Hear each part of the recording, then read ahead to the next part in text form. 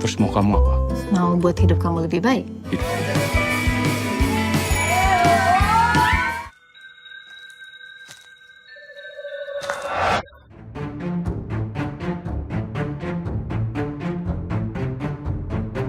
Tahu nggak, 10 tahun terakhir perfilman Indonesia lagi naik daun. Dan tebak, genre apa yang paling booming?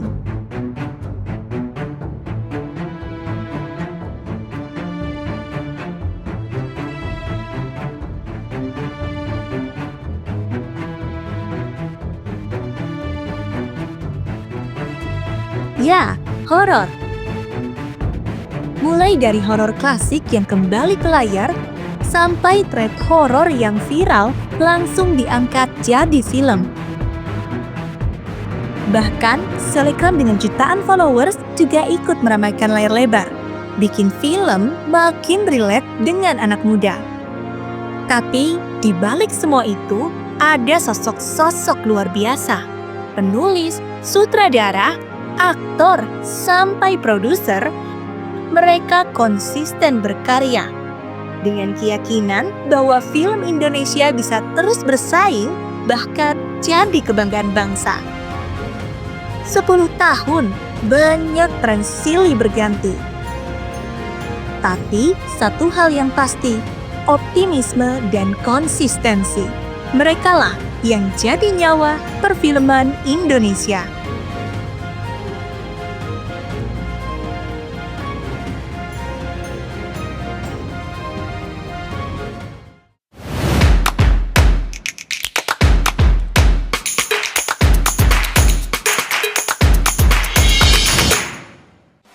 Semua momen seru dan tak terlupakan di mana kita bisa belajar, saling mendukung, dan tentunya have fun bareng. Kegiatan interaktif yang bikin kita berpikir, tantangan seru yang bikin kita makin dekat. White Nice Day bukan cuma soal kesenangan, tapi juga bagaimana kita semua bisa tumbuh bersama.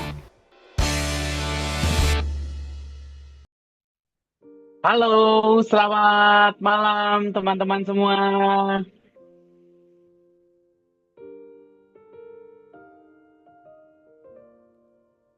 Selamat malam.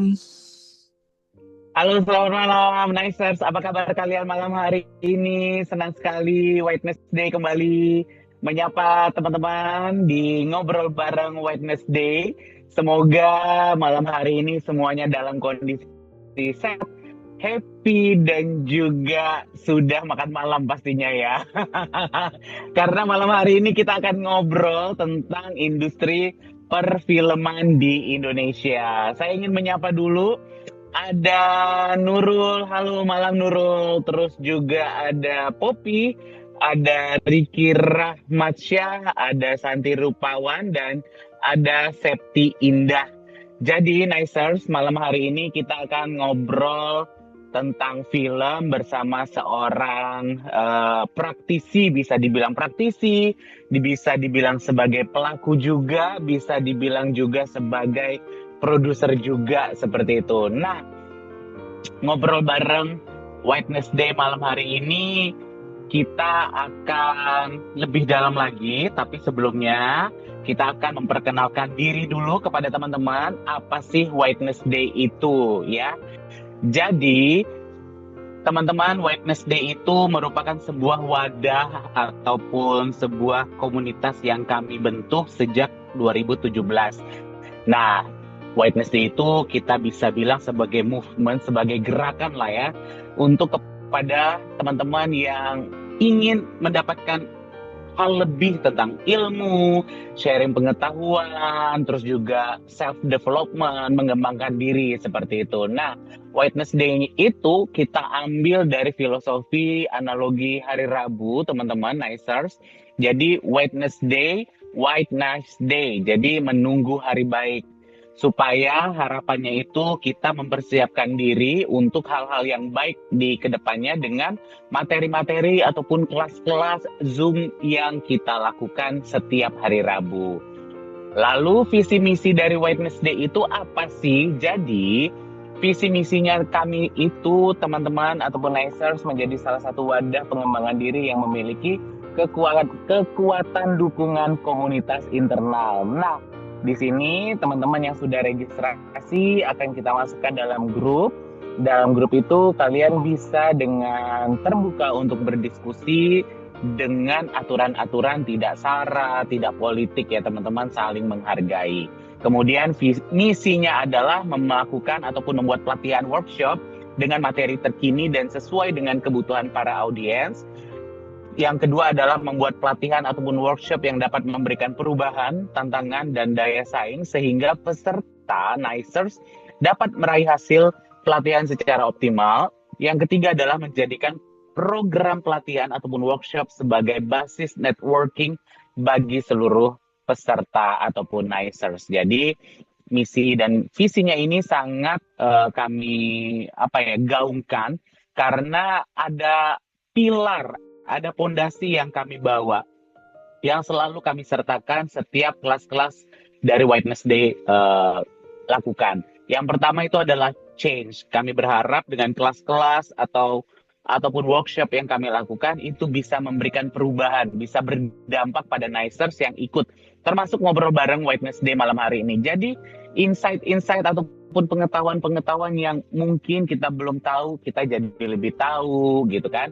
Ataupun kita udah tahu jadi makin dalam lagi kita tahu, karena supaya apa yang kita lakukan, apa yang kita rubah dalam diri kita itu bisa membuat kita menjadi pribadi yang lebih baik lagi. Kemudian ada challenge. Di sini kami juga setiap workshop yang kami lakukan setiap hari Rabu memberikan challenge ataupun tantangan kepada Nicers yang ikut ataupun peserta yang ikut.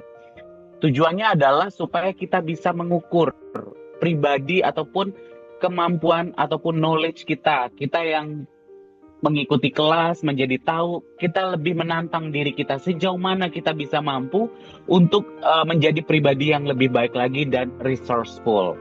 Yang terakhir adalah competition. Kita tahu dunia ini sangat-sangat pesat perkembangannya. Jadi kalau kita tidak bisa berkompetisi dengan yang lain, kita tidak bisa meningkatkan skill apa yang kita miliki, pasti kita akan ketinggalan. Makanya Nicers, Whiteness Day berharap setiap kelas ataupun workshop yang kita lakukan itu bisa mengoptimalkan talenta ataupun potensi dari Nicers yang bergabung di kelas-kelas kita. Oke. Nah, malam hari ini di Ngobrol Bareng Whiteness Day, kita itu akan berbincang diskusi tentang film. Jadi, seperti yang tadi saya sampaikan di awal, Ngobrol Bareng Whiteness Day itu adalah salah satu program rutin yang Whiteness Day lakukan. Ini kami bentuk untuk menjadi ruang diskusi secara terbuka gitu kan, dengan topik yang akan kita bahas. Nah, topik kita hari ini tentang dari hati untuk layar. Kita tahu sendiri bahwa setiap proses yang dilakukan di setiap industri itu memiliki dilema, challenge tersendiri. Nah, kebetulan malam hari ini narasumber kita, Bang Jo, akan memberikan ataupun bisa menjawab pertanyaan-pertanyaan dari kalian gitu ya. Kita akan berdiskusi secara terbuka gitu kan, namun tetap dengan rules respect, saling menghargai gitu, Nicers. Nah, tanpa berpanjang-panjang lagi, saya minta teman-teman untuk menyalakan mic-nya. Terus juga kalau misalkan ada pertanyaan, silakan memberikan stiker ataupun tanda-tanda gitu ya, biar kita tahu, biar kita makin kenal lagi teman-teman. Jadi mohon di sini kita akan berdiskusi secara terbuka dan aktif. Kalau misalkan takut ataupun mengganggu, bisa ketik di kolom chat gitu. Misalkan Bang Jo, saya mau tanya, di chat boleh, nggak apa-apa gitu ya. Jadi di sini kita tidak akan menyudutkan, kita tidak akan menghakimi gitu. Kita akan melakukan ruang diskusi yang sehat agar Whiteness Day ataupun ngobrol bareng Whiteness Day ini tetap kondisif ya teman-teman. Oke, itu adalah sedikit rules dari kita, dan ini adalah profil dari Bang Jo. Ini merupakan seorang produser dan juga seorang director dari sebuah rumah produksi gitu. Namanya adalah Dari Hati Films. Nah, Bang Jo ini itu sudah melibatkan diri ataupun terjun dalam industri film itu sejak 2014 gitu. Jadi bagaimana selengkapnya tentang Bang Jo ini? Langsung saja kita sambut dan berikan waktu kepada Bang Johansyah Jumberan. Halo, Halo selamat Bang Jo. ya Edo, selamat malam. Thank you ya udah diundang di sini. Siap. Oke, Bang Jo, karena ini adalah ngobrol bareng Wednesday, kita akan diskusi tentang industri film. Bagaimana seseorang yang terjun dan terlibat itu menghadapi dilema, menghadapi keseruan gitu ya Bang ya. Nah, boleh Bang Jo perkenalkan diri kepada kita semua Nicers yang ada di sini Bang? Oke, thank you Edo. Terima kasih dulu buat teman-teman yang sudah mengundang saya, terutama acara ini sangat positif sekali gitu loh. Senang sih kalau ada yang kayak gini-gini nih gitu loh. Setidaknya ada ruang tempat buat kita gitu. Oke, lanjut aja ya Do ya. Aku kenalin diri ya. Oke Bang. Perkenalkan dulu, nama saya Johansyah Jumberan, tapi biasanya teman-teman panggilnya Jo. Kak Jo boleh, biasanya Bang Jo juga boleh, pokoknya Jo aja lah, karena terlalu biar lebih akrab aja sama teman-teman gitu. Saya itu mulai karirnya itu dari tahun 2015 sebenarnya, untuk layar lebar ya, tapi kalau untuk televisi itu sebenarnya saya udah pernah bikin itu dari 2013 sebenarnya. 2013 itu udah terjun di penulisan. Jadi awal mula karir saya itu adalah penulis skenario. Terus 2015 memberanikan diri membangun production house namanya The Hype Entertainment. Tujuannya itu adalah kayak dunia layar lebar itu lebih seru gitu. Karena kalau biasanya cuma buat televisi, nah ini gimana kayak ngehasilin karya terus disaksikan di bioskop layar lebar gitu, terus orang beli tiketnya. Nah itu kayaknya itu sesuatu yang luar biasa gitu, karena bukan orang effort untuk datang ke bioskop, membayar tiket terus nonton gitu. Nah itu menurut saya tuh kayaknya ini adalah sesuatu yang harus kita lakukan. Biasanya kita menulis cerita buat TV, terutama film televisi, ditonton gratis, setelah itu orang lupa gitu loh. Nah kalau layar lebar itu kan tercatat di sejarah, terus banyak kita mendapat feedback banyak gitu loh, bahkan baik itu dikritik ataupun bahkan dipuji. Jadi itu dua sisi yang sebenarnya sangat-sangat menyenangkan. Ketika kita dikritik atau dibilang karya kita jelek, ya itu bagian dari pembelajaran. Ketika kita dipuji, kita juga merasa bahwa ada apresiasi, tapi itu juga bagian dari pembelajaran juga gitu. Sama-sama dua sisi itu. Jadi saya tuh tidak takut ketika karya saya lempar ke layar lebar, terus tiba-tiba ada yang suka, ada yang tidak suka. Itu menurut saya hal biasa gitu. Nah, debut saya pertama kali itu adalah memberanikan diri itu sebagai penulis di film Catatan Akhir Kuliah di 2015. Di situ awal menulis skenario film, dan alhamdulillah berhasil. Secara film ini secara komersial tidak bagus, tapi dapat apresiasi sebagai nominasi penulis skenario Piala Citra pada 2015. Jadi kita masuk nominasi untuk penulisan gitu. Mungkin lebih lanjut ke di sini karya kita. Jadi 2015 itu Catatan Akhir Kuliah. Di situ awal mula kayak mimpi aja gitu, bikin layar lebar terus ditayangkan secara nasional.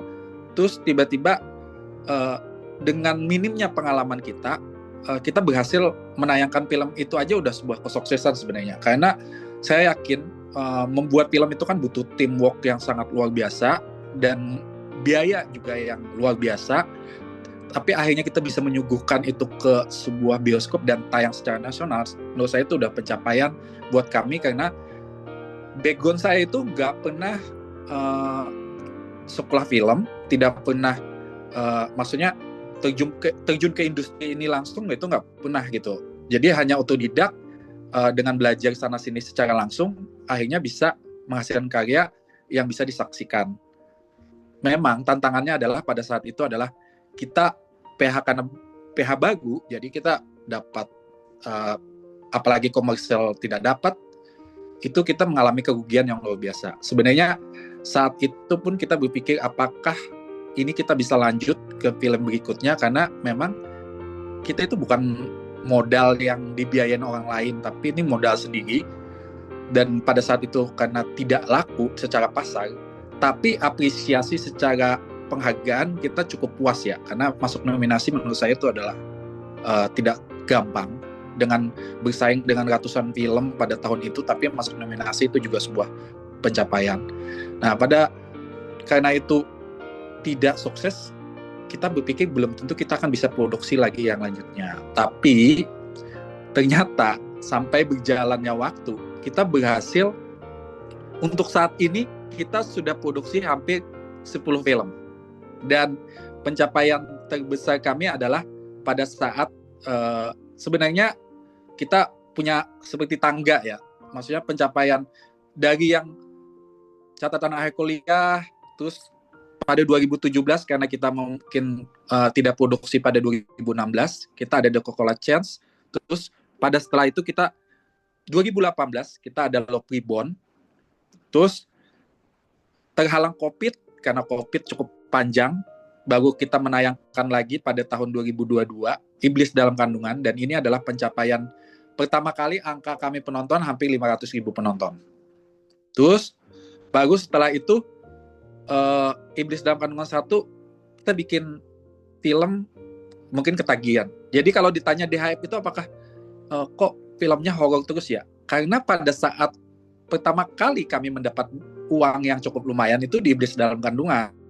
Jadi 3 film sebelumnya itu malah tidak ada horor sama sekali. Semuanya komedi, drama, komedi gitu loh. Terus baru setelah itu Iblis Dalam Kandungan sukses, kita genre horor, kita membangun lagi untuk bikin Saranjana. Saranjana ini sebenarnya kalau bisa dibilang horor juga sebenarnya kami sebut horror adventure ya, karena bukan murni horor tapi lebih banyak petualangannya.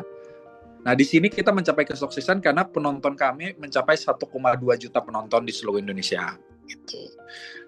Lanjut setelah itu baru kemarin, jadi perjalanan kita itu nggak mudah ya, nggak setahun sekali juga tuh tayang film. Dari 2022 baru tayang Saranjana 2023, baru setelah itu 2024 karena mungkin pada saat itu kami banyak produksi film, akhirnya bisa menayangkan Iblis Dalam Kandungan 2 2025 pada bulan Februari kemarin. Terus baru terakhir di bulan Juni kami juga dari 2025 kita menayangkan Angel Paul di bulan Juni. Terus kita masih ada 2 film lagi yang sebenarnya sudah selesai diproduksi, tinggal tunggu tanggal tayang. Dan ini adalah film Kuyang dari Saranjana. Jadi ini adalah bagian dari part Saranjana tapi menceritakan tentang Kuyang. Dan satu lagi ada Orang Bunian. Orang Bunian ini bercerita tentang urban legend yang ada di Sumatera sebenarnya gitu.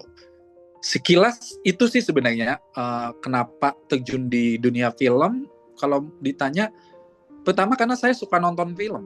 Jadi kayak industri masuk ke industri film itu karena suka, jadi maksudnya terlibat langsung itu menurut saya itu sebuah hobi. Jadi selain bisnis, ini sebenarnya hobi yang menurut saya maksudnya hobi yang bikin cuan ya kalau dalam istilah. Hobi yang dibayar ya Bang ya. Hobi yang dibayar. Tapi luar biasa karena film kan bikin film tuh nggak mudah gitu loh, gitu. Jadi betul. Jadi gamblingnya luar biasa. Ketika kita produksi udah ide matang sebagainya, setelah tayang belum tentu juga kan kita berhasil secara komersil. Bahkan juga banyak kritikan bahwa filmnya jelek lah, filmnya kurang lah dan sebagainya. Tapi proses itu terus tetap kita jalankan karena menurut saya dengan kritikan itulah mereka peduli dengan kita. Gitu, Ido. Kalau menurut Bang Jo, kenapa Bang tren film horor ini selalu ada? Bahkan di remake lah, apalah kayak gitu Bang. Intinya gini, maksudnya kalau film horor itu pasti punya tempatnya sendiri, karena menurut saya horor itu adalah genre yang universal gitu. Universal itu melintas beberapa adat dan budaya. Mungkin kalau drama itu kan setiap drama kota berbeda itu beda penangkapannya gitu loh. Maksudnya contoh gini aja lah ya. Kalau orang miskin di Indonesia itu udah pasti miskin, makan maksudnya rumahnya kecil dan sebagainya, itu kan standar gitu ya. Nah, kalau di luar negeri bisa jadi punya mobil pun bisa dianggap miskin kan? Karena mungkin dan dia tinggal di apartemen di luar negeri bisa disebut miskin gitu loh, ya kan? Nah, sedangkan di Indonesia tinggal di apartemen orang kaya. Nah, ketika universal message itu disampaikan di sebuah audiovisual, kita sepakat bahwa ada penerimaan, penonton itu menerimanya dengan berbeda kalau drama, karena berdasarkan pengalaman masing-masing. Sedangkan horor itu adalah genre di mana ketakutan itu menurut saya sesuatu yang universal. Ketika ditayangkan di sebuah audiovisual, ada suara jump scare, terus tiba-tiba tension gitu, itu semuanya merasa terancamnya sama gitu. Walaupun sebenarnya ya kita akuin juga horor yang mungkin orang Indonesia ketika nonton horor Indonesia itu lebih seram katanya daripada nonton film luar katanya gitu, karena mungkin pengalamannya adalah kita ketemu pocong lebih takut daripada ketemu Dracula gitu loh, ya kan gitu. Nah itu lintas budaya. Horor itu menurut saya adalah sesuatu lintas budaya. Selain itu di film Indonesia kita bisa lihat angkanya ya, angka penonton, di mana horor itu selalu punya bottom yang aman. Bottom aman itu maksudnya gini, kita bicara tentang laku, oke, laku. Tapi bottom aman itu ketika kita menayangkan film horor, pasti ada penontonnya, masih ada pecinta horor yang mau datang ke bioskop untuk nonton filmnya. Angkanya pun bottomnya itu nggak jelek-jelek daripada drama atau komedi. Ketika horor ditayangkan, pasti masih punya penonton 50.000 lah, 100.000 lah, 200.000 penonton. Sedangkan kalau drama kadang-kadang lebih parah, itu bisa sampai cuma 10.000, cuma 12.000 penonton. Itu salah satu kenapa produser juga kok horor lebih safety ya kalau produksi. Karena kalau produksi film kan biaya, ketika ditayangkan kan kita juga harus tahu bahwa kita balik modal atau enggak gitu loh. Salah satunya itu. Dan jangan salah, genre horor Indonesia itu cukup terkenal di luar negeri. Jadi ketika kita produksi horor, minimal Asia Tenggara itu beli film kita dan ditayangkan di luar. Nah, kalau drama atau komedi itu sangat belum tentu Malaysia, Singapura itu mau nayangkan. Tapi kalau film horor itu rata-rata hampir 90% asal layak produksinya itu biasanya akan tetap dibeli oleh distributor luar negeri. Gitu, Ido. Oke, berarti memang Indonesia itu bisa menjadi incaran ya Bang ya buat distributor, karena tema yang sangat beragam dari horor, culture, budaya juga sangat masuk ya Bang ya, untuk ide cerita film horornya itu ya Bang ya. Ya betul, karena masalahnya setidaknya kan bahasa universal tadi, ketika itu tayang di luar negeri pun mereka sama mendapatkan rasa ketakutannya. Nah beda kalau drama kan mungkin mereka juga susah untuk merasakan empati dan simpati terhadap karakter drama gitu loh. Itu sih sebenarnya. Oke, Bang, mungkin pertanyaan selanjutnya gitu, apakah ini kayak misalkan posisi Abang kan sebagai produser, sebagai sutradara gitu kan, tantangannya itu apa sih Bang? Kayak biar horor itu kayak nggak klise gitu Bang, nggak cheesy gitu. Challenge-nya itu apa sih yang pernah Abang rasakan gitu? Nah, ini sebenarnya tahun ini sebenarnya titik kejenuhan genre horor sebenarnya, kalau boleh saya bilang. Setelah sekian tahun film horor yang di Indonesia itu misalnya selalu dapat penonton, tahun ini masih dapat penonton tapi tidak bisa menjadi kayak karena titik kebosanan. Bayangkan ketika sebuah supply produk itu kebanyakan dan seragam, itu kan penonton kan udah bosan banget gitu. Nah, horor tetap akan diminati kalau mereka punya hal yang berbeda, rasa yang berbeda.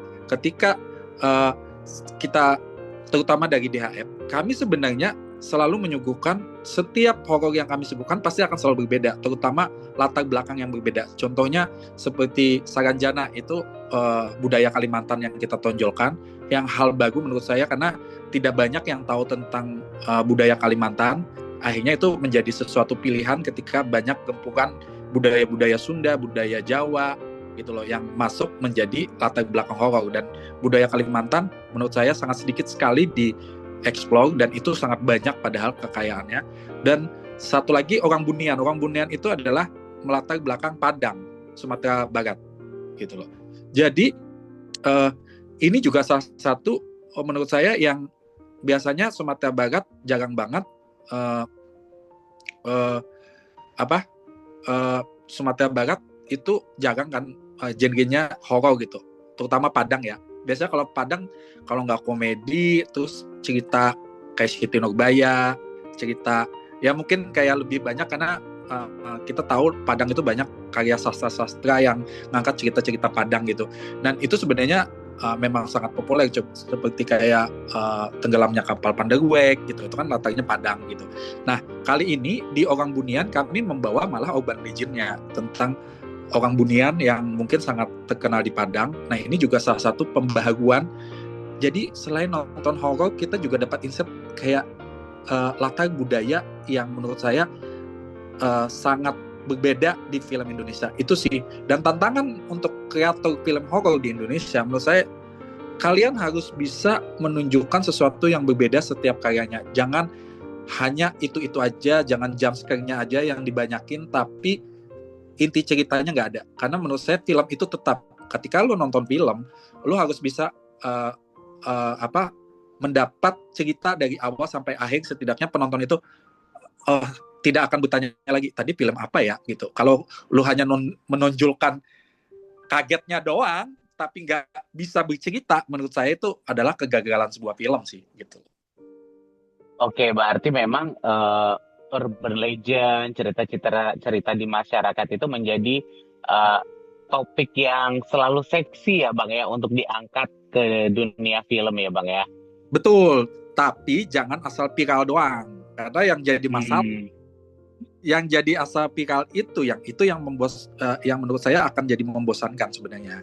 Karena boleh ngangkat yang udah viral itu sebenarnya sangat diuntungkan kan, karena masalahnya kita menghemat biaya promosi kalau kayak produser. Karena wah ini cerita yang viral itu ya, kan enak gitu loh. Maksudnya promosinya juga enak. Tapi masalah terbesar adalah cerita viral itu, sedangkan yang membuat cerita itu udah dibuat-buat ya gimana ya, dia kan ada viral, terus pengikutnya ya udah dibuat-buat lagi sedemikian rupa sehingga cerita viral itu sudah kehilangan originalnya gitu loh. Ya udah ngikutin. Jadi kalau lu lihat beberapa produksi film yang sudah berdasarkan dari cerita viral, menurut saya itu masalahnya terbesar adalah ketika si kreator jadi kayak dia sebenarnya tidak ikut-ikutan ya, tapi jadi ikut-ikutan karena si pembuat cerita ini membuat jadi generik gitu loh. Ya kita apa film yang sudah tayang dari cerita viral itu kalau kita lihat ya kayak gini-gini doang ya, kalau nggak dari masalah yang sepele atau masalah yang dibesar-besarkan, sehingga menurut saya esensi budayanya malah hampir nggak ada sih di situ gitu loh. Oke, seru ya Bang ya untuk di sesi pertama ini. Mungkin dari teman-teman gimana nih? Aku pengen tahu nih, ada tanggapan dari kalian atau dari pertanyaan? Oke, Bani, boleh Ban. Selamat malam semua, salam kenal.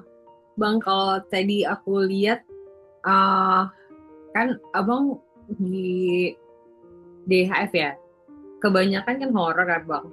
Abang setuju nggak sih kalau misalkan satu PH gitu atau satu director gitu, dia tuh pasti punya ciri khas sendiri gitu. Apa DHF juga atau Abang juga berpikiran seperti itu buat kayak aku mau bikin streamline-nya kayak gini deh gitu supaya masih tetap bisa ada di industri ini, atau pemikiran nih Abang yang udah lama di industri ini gimana nih Bang? Bisa di-sharing ya? Bang Jo mungkin di unmute Bang. Sorry. Jadi sebenarnya saya setuju sih sebenarnya kalau setiap pelaku atau kreator itu punya ciri khasnya masing-masing ya gitu loh. Kita bicara tentang beberapa sutradara seperti misalnya Timo itu selalu filmnya agak brutal gitu ya misalnya gitu. Terus tiba-tiba ada beberapa sutradara juga Ernest dengan gaya komedi sarkas atau komedi satirnya gitu kan. Ya kan dengan beberapa produk komedinya gitu loh. Terus kita berbicara lagi dengan beberapa kreator yang memang mungkin kayak Hanung dengan drama-dramanya ya kan, drama-drama religi, drama-drama itu. Menurut saya itu penting sih sebenarnya buat kreator untuk tetap ciri khas itu penting karena menurut saya kalau dia tidak punya ciri khas malah menjadi bingung untuk ke arah kemana gitu loh. Nah kalau DHF sendiri itu kan sebenarnya production house. Sebenarnya kalau dibilang kami fokus ke horor sebenarnya enggak. Karena jujur dari line up tadi dari 10 film yang kita produksi hampir 4-nya itu drama komedi sebenarnya gitu kan. Nah secara line up DHF itu kita sebenarnya tidak horror land. Tapi kalau jujur kalau saya secara sutradara, saya malah mau mengidentifikasikan diri sebagai sutradara yang banyak mengarah ke fantasi sebenarnya. Karena jujur saya membangun Saranjana terus Kuyang itu sebenarnya bisa dikategorikan horror fantasi sebenarnya. Karena banyak melibatkan CGI, banyak melibatkan bangun set dan sebagainya gitu loh. Bahkan ada beberapa proyek saya yang lagi saya jalankan, amin supaya berjalan. Kita malah mau mengangkat dongeng cerita-cerita rakyat sebenarnya gitu. Tapi tetap berkaitan dengan budaya urban. Jadi kalau bicara tentang saya pribadi, saya mau mendekatkan diri sebagai produser yang dengan lekat dengan budaya-budaya urban legend atau cerita-cerita rakyat Indonesia sebenarnya. Oke, berarti dengan artian Bang Jo sebisa mungkin membuat ciri khas Abang sendiri, misalkan tadi kayak Joko Anwar dengan khas dia sendiri, Timo dengan dia sendiri gitu ya. Biar ada diferensiasi Bang ya. Biar penonton juga lekat gitu dengan karya-karyanya masing-masing gitu. Makanya kan ketika Mas Hanung bikin horor itu selalu dibilang mendingan Mas Hanung bikin drama aja. Iya benar. Karena udah identik gitu ya. Iya gitu loh. Tapi kan dengan hal seperti itu Hanung Bramantio tetap menjadi salah satu sutradara yang ternama di Indonesia kan dan tetap eksis sampai sekarang karya-karyanya gitu loh. Oke. Harus tetap sih sebagai kreator atau pelaku itu punya ciri khas gitu. Oke, saya tadi tertarik dengan Abang bilang bahwa horor fantasi gitu Bang. Kalau misalkan kita melihat atau kiblat dari horor Hollywood gitu kan, fantasi-fantasi mereka itu kan lebih ke creature atau makhluk horor gitu Bang ya. Betul. Monster gitu. Yes. Sementara kan kalau kita di Indonesia itu kan lebih kayak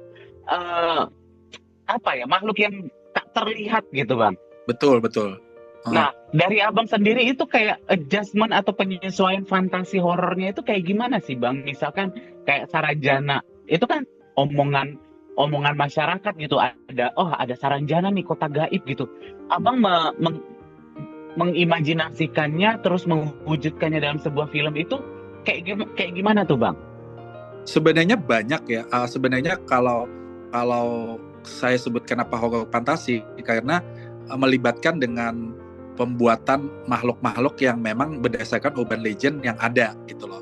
Sebenarnya pocong pun bisa menjadi produk fantasi kan sebenarnya atau kuntilanak dan sebagainya gitu. Tapi bagaimana dengan value mereka membentuknya kan gitu loh.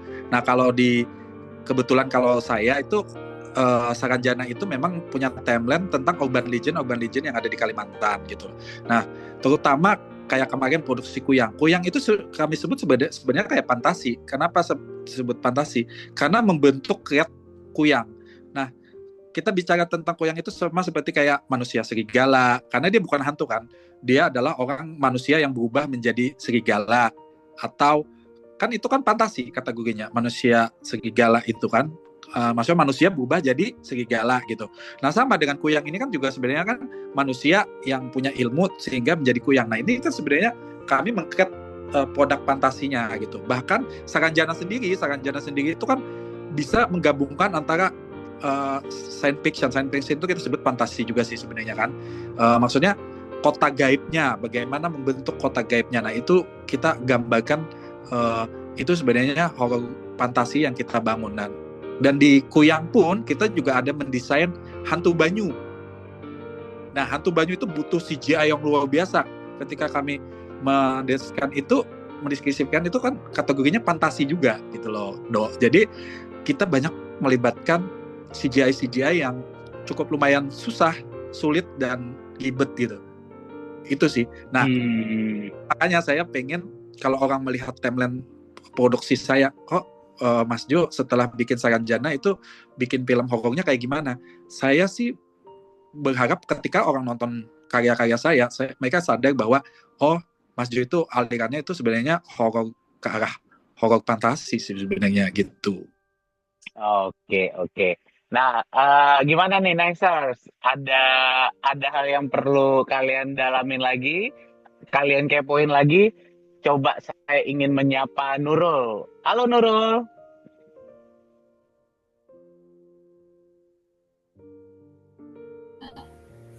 Halo Kak, kedengeran Halo nggak? Nurul, kedengeran. Boleh dinyalakan Em, kameranya biar kita kenal. Kira-kira Nurul ada hal apa nih yang mengusik dari sesi pertama kita tentang horor yang selalu tren di perfilman Indonesia? Ini aku udah coba nyalain kamera, tapi kayaknya nggak muncul ya. Iya, loading ya. Iya, aku udah coba tadi pas awal, tapi nggak muncul-muncul Iya, nggak wajahnya. apa-apa. Yang penting kita Ya, ngobrol. Boleh, iya silakan. maaf ya Bang. Iya, Iya, ya. aku sih penasaran sama rata-rata sekarang film horor itu memang didominasi sama diangkat dari kisah nyata atau thread viral yang sudah dilihat berapa penonton. Nah, itu gimana cara kan misalkan mungkin kalau thread atau sesuatu yang viral seperti itu cakupan materinya tuh sedikit ya Bang ya. Maksudnya gimana biar jadi film yang Full sepanjang tayang itu gitu, 2 gitu. jam gitu. Oke. Iya, Oke. Mungkin maksud Nurul, Bang Jo, bagaimana itu script development-nya? Kan kita iya mengangkat Bang. sebuah cerita film secuil tuh. Pengembangan ceritanya itu seperti apa tuh Bang? Gitu Bang. Iya Bang, makasih udah dibantu. Iya, nggak apa-apa, kita bantu. Sebenarnya boleh jujur saya belum pernah mengangkat cerita tentang thread sih ya. Tapi beberapa sering ngobrol sama teman-teman juga gitu loh. Maksudnya, halo Dok, saya mungkin kasih tahu dulu kalau dari DHF tuh belum pernah ngangkat dari thread viral sebenarnya, tapi lebih ada cerita viral. Saranjana itu kan viral, bukan thread viral ya. Bedain ya. Oke. Viral itu thread itu adalah sebuah orang, ada kreatornya, penulisnya membuat cerita di X atau Twitter. Ya, itu adalah orang yang bercerita di Twitter. Nah, itu thread. Nah, biasanya itu punya hak cipta. Jadi itu biasanya akan dibeli oleh production house untuk diambil untuk dikembangkan ceritanya. Nah, ini thread. Oke. Nah, kalau di HF biasanya ngangkat adalah cerita viral. Cerita viral itu artinya kayak Saranjana. Saranjana itu nggak bisa saya beli kemana gitu. Itu kan ceritanya nggak ada. Benar kan? Kalau Saranjana itu kita membuat cerita sendiri. Bisa dikategorikan kalau yang Saranjana itu kita membuat ulang dengan berdasarkan cerita-cerita yang berkembang di internet atau di masyarakat gitu loh. Itu cerita viral. Jadi nggak ada plotline ceritanya. Nah, kalau thread itu ada plotline ceritanya. Nah, biasanya kalau yang diangkat dengan thread viral itu, mereka sebenarnya thread viral itu panjang-panjang, Dok. Dan bahkan sampai selesai gitu loh. Ya memang kalau kita bilang thread itu kayak gua baca cuma 30 menit selesai ya gitu loh, udah beres gitu. Tapi kan itu sebenarnya bisa dikembangkan kan, di situ kan nggak ada dialog, nggak ada apa, kan bisa dikembangkan karakternya, dikembangkan, tapi plot ceritanya udah ada gitu loh. Kayak kita tahu kayak beberapa thread viral dari banyak lah ya yang diangkat sekarang. Nah, mereka itu biasanya mendatangkan berhubungan langsung sama penciptanya, seperti kayak Simple Man. Nah, Simple Man didatangin, terus diskusi ini ceritanya gimana, terus baru dikasih ke penulis dikembangkan lagi, baru diskusi lagi sama penceritanya. Lebih tepatnya sebenarnya setiap film itu ada yang namanya pengembangan cerita atau tim yang akan mengembangkan. Apakah bagian ini akan didramatisasi, apakah bagian ini dipotong, apakah bagian ini nggak perlu diangkat gitu loh. Nah, kalau ditanya dengan kebutuhan thread itu apakah bisa jadi film? Tentu bisa, karena kan di thread itu kan udah jelas ada penceritaan, ada masalah, terus ada penyelesaiannya juga. Jadi, tapi dengan thread itu kan singkat, hanya bercerita kayak saya menceritakan kayak Edo sekarang, tapi kan sebenarnya butuh lagi pengembangannya kayak gitu dong. Itu sebenarnya saya jawab karena belum pernah sebenarnya ngangkat film dari yang thread kayak gitu. Tapi kalau dari cerita viral iya gitu loh.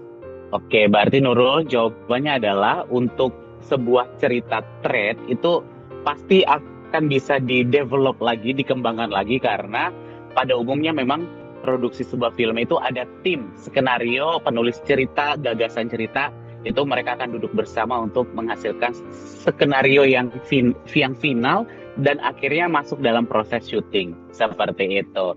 Nah, Bang Jo, terkait dengan viral-viral nih Bang Jo, kita juga melihat fenomena di industri film Indonesia gitu Bang. Jadi selebgram ada masanya yang banyak followers itu tiba jadi pemain film dadakan gitu Bang. Karena mungkin Abang juga pernah dengar gitu kan, beberapa selebgram yang nggak punya kemampuan acting tiba-tiba diajak acting gitu kan Bang. Terus kurang memuaskan buat bagi penonton, terus tapi memuaskan dari PH karena istilahnya mendapatkan promosi gratis ke jutaan followersnya. Nah, yang kayak gini nih Bang, kalau dari angle atau POV Abang gitu kan, ini tuh strategi atau ya fenomena instan aja Bang, yang ya udah ntar juga akan hilang gitu Bang. Enggak sih, kalau menurut saya ini juga berlaku di seluruh dunia sih sebenarnya, Dan kalau kita berbicara tentang maksudnya ada selebgram, ada orang terkenal, terus diajakin main film, sebenarnya berlaku di seluruh dunia sih sebenarnya. Banyak kok beberapa, cuma apakah si selebgram ini nerima atau tidak, itu kan urusan pribadi dia ya gitu loh gitu. Nah, ketika seorang produser, saya sih tidak menyalahkan ya, ketika produser membawa selebgram atau apa yang jutaan follower gitu loh dan sebagainya. Cuma yang jadi satu titik berat adalah dia ini memang bisa membawa karakter itu atau tidak gitu loh. Dan jangan salah, banyak juga yang berhasil, banyak juga yang tidak. Kayak Anya itu tuh masuk menurut saya sedikit berhasil. Ada yang mungkin berhasil, ada yang enggak. Tapi sesuai dengan karakter dia. Nah, buktinya kalau bilang tidak berhasil, dia juga ada yang bagus kok, kayak kemarin dia main di Layangan Putus atau di mana gitu kan. Nah, ini hanya masalah dia karakternya cocok atau enggak gitu loh. Dan dia mau belajar acting atau enggak, karena sekolah acting banyak banget sekarang gitu kan. Terus kayak siapa lagi tuh yang main Pabrik Gula juga gitu loh. Itu juga menurut saya siapa ya? Aku lupa ya namanya ya. Erika Karlina. Dia juga kan dari selebgram juga kan gitu loh. Tapi buktinya dia juga bisa membuktikan bahwa dia memang bisa acting, bisa gitu loh. Nah, menurut saya buat sebuah produser sebenarnya itu nggak salah. Bukan masalah tren, bukan tren kok. Cuma itu adalah memang ada jalur di mana kita mencari talent sebenarnya. Ada jalur. Lah kan nggak mungkin dong tiba-tiba saya mendapatkan di jalan terus tiba-tiba saya tawarin, kamu mau main film nggak gitu loh. Ya kan nggak mungkin gitu loh. Dan kita juga sebagai produser kan bayar mereka kan kita berharap ada impact balik ketika kita pakai mereka kan. Iya. Kan produksi itu terus tiba-tiba saya orang di jalan tiba-tiba langsung pakai dia untuk jadi bintang utama pula gitu kan. Mau jadi apa? kan gitu loh. Dan kita juga belum tahu dia bisa acting atau enggak. Sama aja ketika kita menawarkan tapi yang terpenting adalah yang harus diingat sebuah produser atau film atau sutradara ketika meng-hire influencer atau orang itu minimal sesuai dengan karakter dia. Jangan dipaksa. Minimal jago acting, bisa acting gitu ya Bang ya. Pertama memang menurut saya semua orang itu bisa membawakan acting itu ketika dia memang sesuai dengan karakternya, Dok. Oke. Kan? Ya misalnya sesuai dengan karakternya itu memang kelihatan dari cara bicaranya, dari itu kan itu acting natural kan udah sekarang sebenarnya. Tapi kalau dia dipaksakan untuk acting yang mungkin sekelas Acha atau Piala Citra gitu ya nggak mungkin lah. Dia kan juga kita tahu makanya dia bukan basicnya dari situ. Nah baru setelah itu biasanya itu akan ada seleksi alam di mana ketika dia berakting masyarakat suka atau tidak. Kalau dia tidak suka ya udah bye. Banyak kan ada beberapa selebgram juga yang ternyata sudah trauma untuk main film lagi karena dia memang nggak usah sebut nama ya gitu loh. Jadi sebenarnya kalau produser sah-sah aja tapi akan terjadi seleksi alam bahwa mereka bisa berlanjut ke industri ini atau tidak karena itu sesuai dengan kemampuan dia masing-masing gitu. Oke. Nah aku pengen dengar Mas Riki mungkin. Halo, malam Mas Riki Rahmatsyah.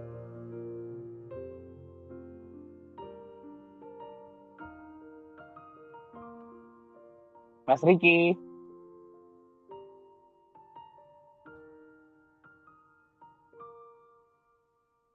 Oke, Mas Rikinya mungkin masih bikin kopi kali ya. Bang Jo, tadi kan Bang Jo nyebutin Anya Geraldine gitu kan ya. Terus juga kalau misalkan nih, misalkan kalau kita sandingkan Anya Geraldine dengan Keanu, itu juga bisa kita bilang mereka itu dua influencer atau selebgram yang sukses ya Bang ya, yang bisa membuktikan ketika kok mereka main film dipertanyakan oleh publik, mereka bisa membuktikan ternyata film mereka bagus ya Bang ya. Iya kan banyak, Raditya Dika. Iya. Terus apalagi tuh yang dari Jawa itu, yang US Band. Ini siapa? Bukan Yono Bakri. Aduh, pokoknya itulah. Ya kan sama. Mereka kan berawal dari influencer atau dari YouTuber atau apa gitu kan.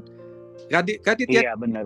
Jauh-jauh. Bahkan dia sampai jadi sutradara kan. Sekarang maksudnya gitu loh. Kita berbicara tentang kembali lagi itu industrinya nerima atau enggak. Kalau industrinya nggak nerima, mereka juga 1-2 film juga nggak bakal bisa Bayu Skak tuh kata si Bani. Iya benar-benar kata Bayu Skak.